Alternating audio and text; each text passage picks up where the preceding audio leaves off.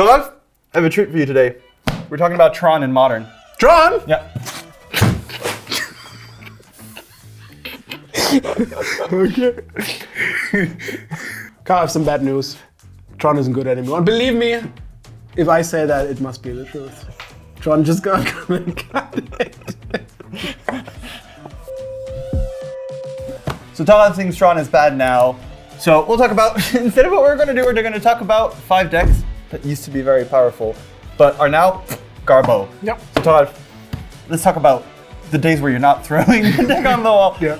Why was Tron good? What was the glory days of Tron? I mean, the glory days were winning Pro Tour with Tron, right? Yeah. Would you like to share a bit of a personal story? Oh, I played the best deck in the format when other people thought Hogak was the best deck in the format, but it wasn't. And Tron, won actually Mythic Championship 4. That's how we got this shirt? That's how, well, yeah, actually that's true. I mean, all the following events. And it was very good, even before, like for many years, Tron was a very staple of Modern. What did Tron do? So basically you want to assemble the Tron effect of Urza's Power Plant, Urza's Mine, and Urza's Tower. All of them together create 7 mana on turn 3, and then you just throw big stuff at your opponent, Karn, Ulamog, what sticks. Yeah. And it was very powerful because it was very hard to interact. It's very unusual to interact with your opponent's lands. So people had a lot of sideboard cards for it, like Fulminator Mages and Rust to Ruin and all of those things. But the main deck was pretty soft, and not everybody respected it as much as it needed to be respected. And it was really consistent, right? Because you had ways of, you didn't just draw, unless we're Doralf Severin, we didn't just draw natural Tron all the time. Well, you had some cards that were kind of always there to fetch the lands. You had Ancient Stirring, Sylvan Scrying, and the Exploration Map, which are cards that existed for many years before. So that wasn't new. The real new thing was the London Mulligan rule, which pushed it over the top, where you go back to 7, but put cards down. Mm-hmm. So you see way more cards, and you only need like 5 cards to win. Maybe 4 is all you need is 3 lands and a Karn. 3 lands and a Karn. And then 1 more land in Ulamog, or Ugin, or Walking Ballista.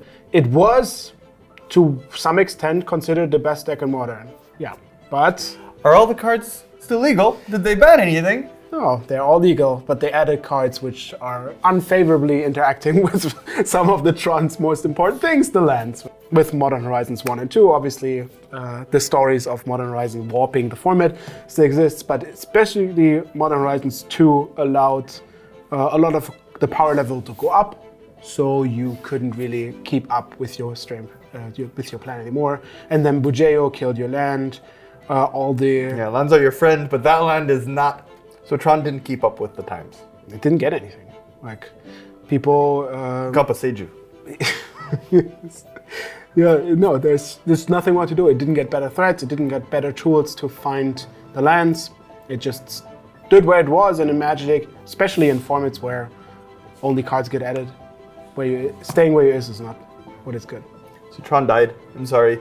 We didn't even hear about the funeral. It just kind of faded into the darkness. Decks have a tendency to rise up again. I mean, the core is still there. It basically needs just some form of making your lands more reliably there. So maybe. What needs to be printed for Tron to be tier 1 again? Back to the days of glory. There was access, for example, to Once Upon a Time, right? So where you basically spend 0 mana to find one of your lands. It's also very bad. Yeah, exactly. So that's some of those, that would make the deck more consistent in finding lands and then finding threats. Or something that is really, really good for 7 mana. Karn isn't the big deal anymore. Yeah, Karn used to be absurd, but now your opponent plays a Karn. You've got Fury, you can take it down. They're impressed and then it dies, Exactly. Yeah. They're like, ooh, what? They're impressed by how courageous you are for bringing Karn to a competitive Modern event. Yeah, exactly. But there's more decks that used to be really strong. And are not. We're going to talk about number 2. In Pioneer, the deck I played when it came out was the mono red Chonky Red. Chonky Red. And it was basically, once the format was introduced, a lot of good cards that was back in standard put into this deck, where people know this is cards that work well together. Cursive, Goblin Chain Whaler, Hazoret, all of those things, This is one deck I can actually talk about a lot, because I followed a lot of Pioneer. Mm-hmm. When Pioneer came out, I was super excited, and I was one of those people that was trying every week that when they would announce a new bannings, I'd be trying new things to see if I could figure out what would get banned next. And I remember Todd Anderson, who's known as the Pioneer guy now. He's one of the Star City game people. We've had him on here to talk about the Pioneer metagame a year ago. He piloted, everyone was looking for decks that used to be strong in Standard. Yeah. It was the first point people went to. They're like, Energy, broke Standard, let's try it in Pioneer. Green Devotion, let's try it in Pioneer. They're trying a lot of the old Standard decks, bringing back, which was the point of Pioneer, right? They wanted people to use their old cards that they had from their old Standard decks. Todd Anderson had built this out of the old Hazard. A lot of people did, but he made it his mission and goal. And it was the most played deck you'd see everywhere. Everyone saw it as a deck to beat until the Players Tour, which you played in, but you didn't play Chonky Red. No. Actually, when we tested, and by we mean all the others because I tested for Worlds, I didn't test for anyone. Mono Red wasn't a consideration at all. We had many other decks. Mono Black was very prominent, the Inverter deck, and Nift to Light. See, that's what happens when you give the metagame to a bunch mostly of normal players, and then you let it kind of simmer around for months, and then you give it to pros. They'll of course see a different set of valuable cards. Yeah, I mean, people are lazy, and let's be honest, like you're all lazy because when you want to a deck, the first thing you do is go to any deck site of your choice and copy a deck that you want to play. And obviously that doesn't lead to many new decks being found because you're just copying something and it populates through. So if you see like, oh, the most played deck is Mono Red, you play Mono Red and you're adding to the numbers. So usually that what happens when there was a Modern Pro Tour once a year. People really loved Modern, and then pros were in front of the format, and then people hated Modern because it was this much of the same deck because it was the best deck. Yeah, but that deck, no, didn't hold up to standards. I mean, it was a very stable beginning. I know the effect kind of back then when we had block constructed and rotations. What happened was when you cut down to 4 sets, which usually happened there, people just took the block constructed deck and added a set to it because that was the most reasonable and fast thing to do. So that was the same thing happened. He took the standard format deck, added some good cards in a Pioneer, voila, a deck. And then most of people thought, oh, that's a deck, let's play it. What would you need to add to Chonky Red? Is it, I guess, another color? I mean, there is Chonky Red if you add black and the good cards. So I think it still plays some form of Bone Crusher Giants. It just needed Shield Red. Yeah, it does play for Bone Crusher. Yeah, overall the card quality needed to be better, and you don't get that within Red. Yeah. There's no reason to play Red. Your mana base is good. At the time it was Glorybringer, but... Yeah, that was the times. The good times. Remember Glorybringer was the most like sad creature you faced? It's like, oh no, a Glorybringer. Today would be, oh, a Glorybringer. Oh, what a relief. Phew! Yeah. That's what you spend his 5 mana on?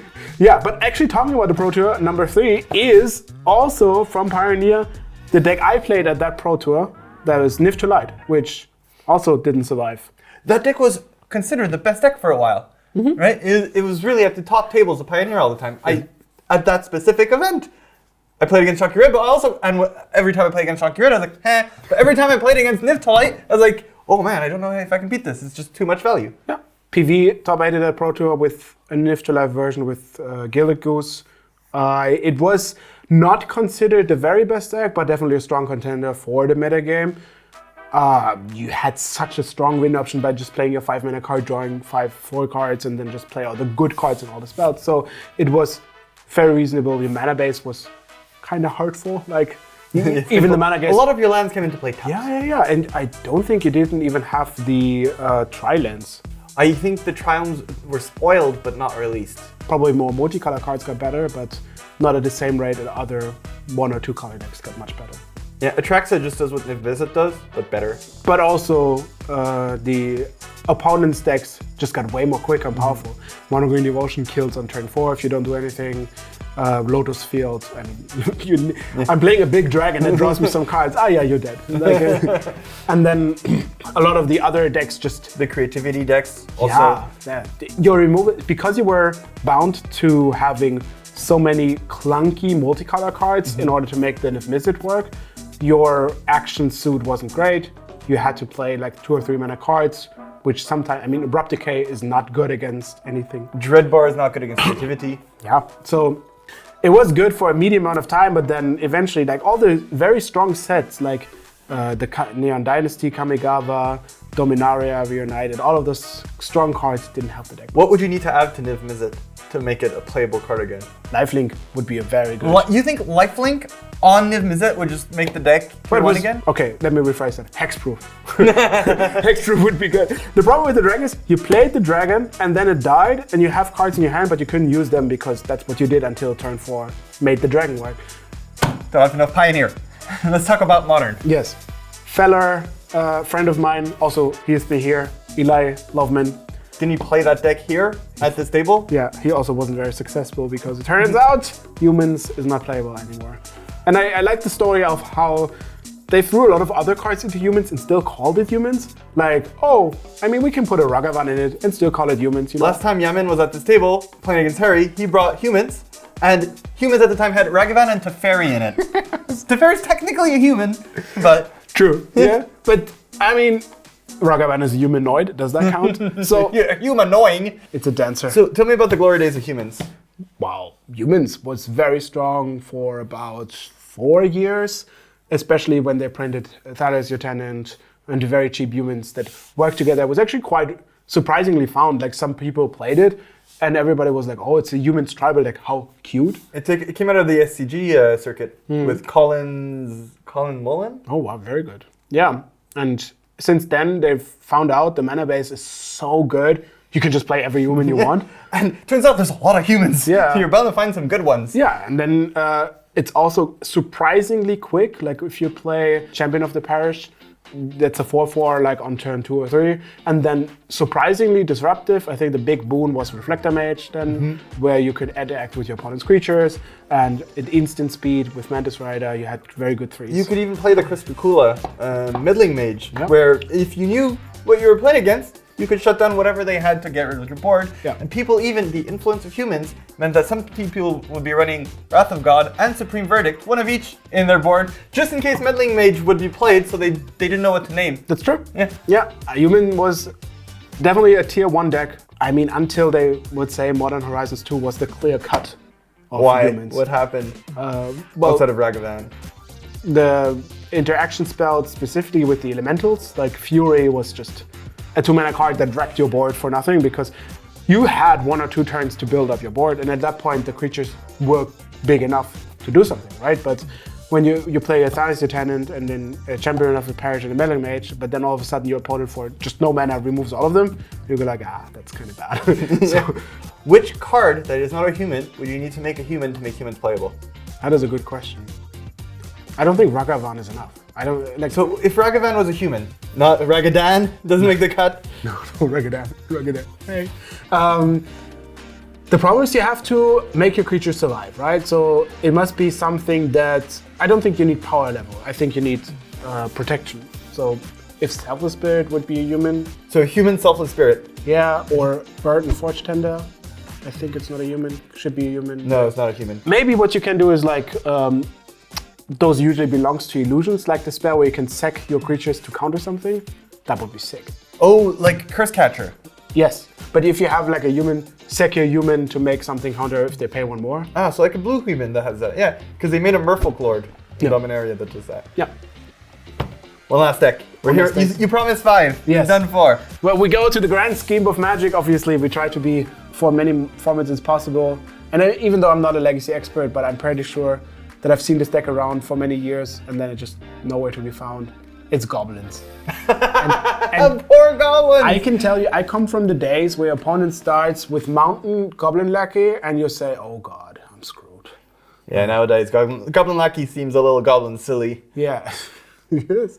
Yeah, and I mean, I can honestly not go into very deep depths of why Legacy is like the state it is. But all I know is like back then it was a very stable deck and very feared deck because it was so intensely fast. Like, so what would you do? What's the perfect Goblin draw? Lecky, done. Like that's it. Honestly, any starting hand with Mountain Lecky was probably. What are you putting into play this season? Siege Gang Commander. That's pretty good. It turns out Goblins suck. Like. Not only in real life, but also as cards. Like, as I know of, it has like been played for a long time, and then it kind of fell under the radar. And then I think some cards were printed that got it back up. The Conspicuous Snoop was a very good goblin because it let you play other goblins. It had some problems with sweepers, so once you have that in play, you can make use of a lot of activation abilities. The biggest thing was with Kiki-Jiki, you can make an infinite combo because you play the Harbinger that put Kiki-Jiki on top, then you can copy the Snoop, copy the Snoop, copy the Snoop, you see. Yeah, but the problem is, at that point you have many tapped Kikis. So you either do that end of turn, or you have a sec outlet that makes use of the goblins. Yep, but then they got a little rise, but in the end, didn't really stick. So Legacy right now, bannings were done, was mono white and Murktide, and then some rest. Yeah. But not goblins. But maybe now it's goblins again, you know, when other people... What would Goblin need to become tier 1? Moxes. Moxes? It has Moxes. Oh, Moxes! A Mox that only taps to cast goblins. Hey, actually not that bad, but I think like just a very private goblin Mox. It's like 0 mana. Yeah, it doesn't share its feelings a lot. I mean, it keeps things bottled. It could be like a goblin that stole one of the Moxes. But like, yeah, actually, that'd be kind of a neat card. It's a Mox that only taps for goblins, and it's like sneaky Mox. Yeah, and then sometimes it just explodes because you used it wrong. Yeah, you flip a coin every time you tap it. Ah, that's not fun. Oh. So the Goblin Harbinger is black and costs 3 mana, which is unacceptable. Like unacceptable. Yeah, you can't really call that a card except for like killing your opponent, right? But the one for the elementals costs 1 and is red. Yeah. So that would be for goblins. All right. That would be. Heard it here first. That's how you bring back goblins, eh? Wizards looking at you. They might not be interested in that. But yes, those were 5 decks that were good, but I haven't seen in a while. So if you haven't played for a while and you're like, huh, where's Tron? Where's goblins? I wonder where they are. That's where they are. Where is Tron card? On the ground right now. Oh no. Thank you for watching. Please subscribe if you did like it, and if you want us to look at more decks that used to be broken and now aren't quite so. In the meantime, we'll see you in the next video.